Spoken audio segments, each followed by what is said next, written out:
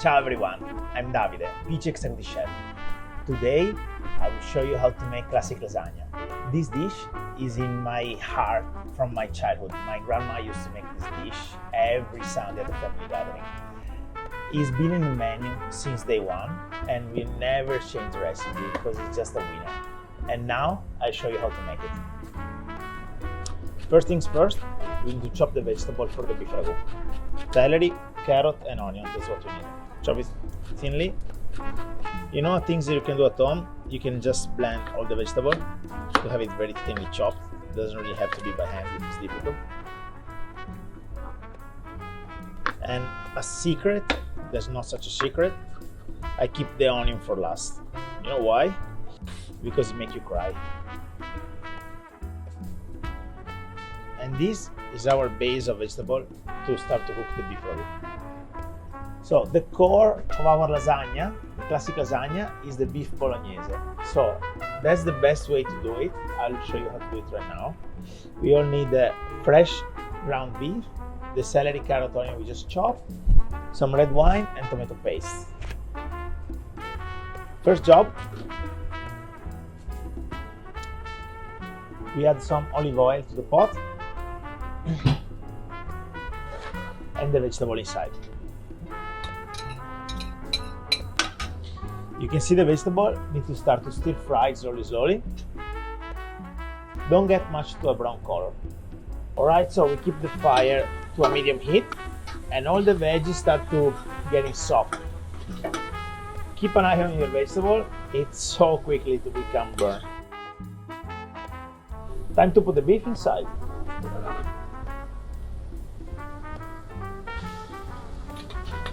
Now we season the beef, salt and black pepper. So it's completely fine if the beef starts to stick to the bottom of the pot a little bit and get brown. That's all pure flavor. Okay, so that's what I mean.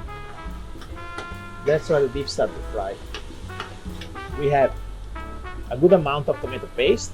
This will give the amazing rich color to the beef. And now we go inside with half a glass of very good red wine. Don't forget some fresh herbs. Here I have rosemary and thyme, freshly chopped right inside the beef. We pour some of our chicken stock, right enough to cover the beef and let it simmer. Besciamella time. The last preparation we need for lasagna, besciamella. This is white sauce, base of milk with flour, butter and flavored with nutmeg. Classic Italian. Butter down inside the pot. The butter starts to fry and melt. Is the time to add the flour. Just like that. These things is called roux. Now that the roux is made very well, only get together butter and flour, we pour the milk inside. We keep the medium fire and we add all the milk. We keep stirring the milk until it gets to the boiling point. Time to season the bechamel, salt in, and here we have nutmeg, of course.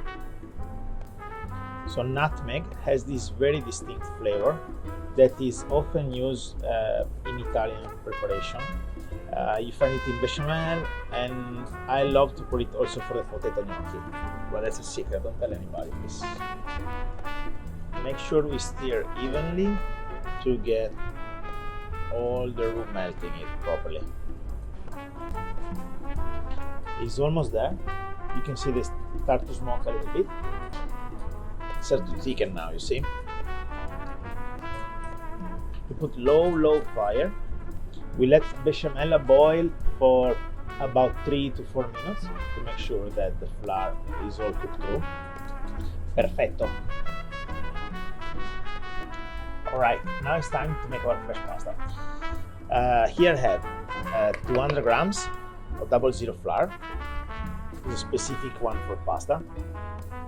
And we create what we call fountain. It's basically a large wide shape of flour like that, where we're gonna crack 2 eggs. There we go. We use 2 whole eggs for 200 grams of flour. It's just a classic recipe for pasta crush. First, start to mix the eggs in the middle. So break the yolk and getting it together like that, exactly. We start to grab the flour from the edges until the eggs start absorbing the flour itself. Don't be shy, we're gonna get dirty a little bit. So when the dough starts to get together, it's where we start to use our hands to knead it. This process will take around 10 minutes. And every time we fold the dough in the center and we push it with our palm of the hand. You can see it start to get a shape already. So at this point that the doughs get together, we wrap it with a cling film and leave to rest for about 1 to 2 hours in the fridge. Alright guys, now time to fix our pasta machine. This little girl here has a nickname. We call it Nonna Papera. Now it's about time to give a shape to this. Create the lasagna sheets. Roll these beautiful pasta sheets. Here we go. Last time we fold it, now we start to use different thickness. It needs energy for this. I'll skip the gym today. And that's the long sheets of pasta we're looking for. Trim it. It's time to cook the pasta now. So here we prepare a pot of boiling water in which we add some salt. We don't want tasteless pasta, never. And of course, we have a box with ice water, super cold.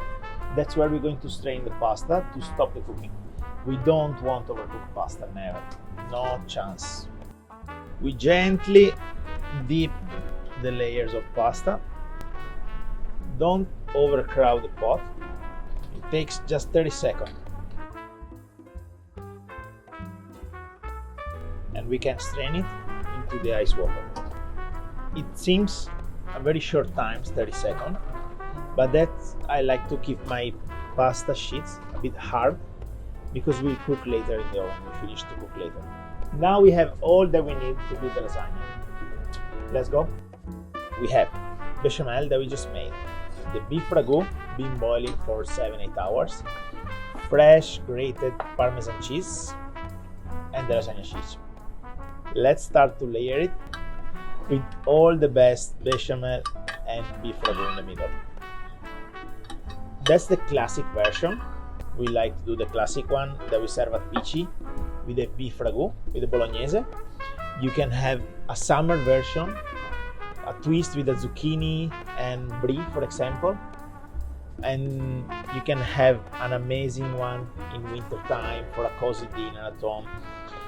You can use sausage, mushroom, truffle bechamel, whatever, literally. It works well with anything. Imagine lasagna is a dish that you can, it seems a long preparation. You just easily do this the day before. Have it ready for the brunch with your friends at home. The only things you have to do tomorrow, put it in the oven for 1 hour and enjoy the time with your friends. If the pasta is a bit broken, don't worry. Use it for the middle layer. Let's go down with this. So we need to make sure that the bechamel covers any corner of pasta. Otherwise, we'll burn the oven. Don't forget the cheese. Let's clean the edges and we cover the tray. Let's go in the oven.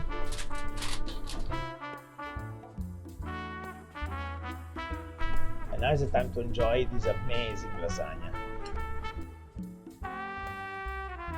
My favorite part are the burnt edges.